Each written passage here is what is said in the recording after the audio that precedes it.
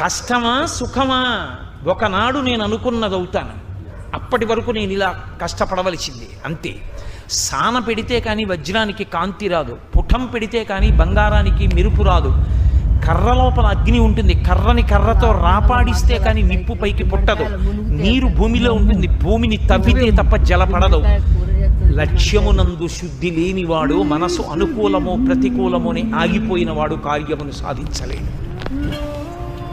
ఎక్కడ మనసు సంతోషముతో నిలబడుతుందో వాడికి సుఖ దుఃఖములు లేవు.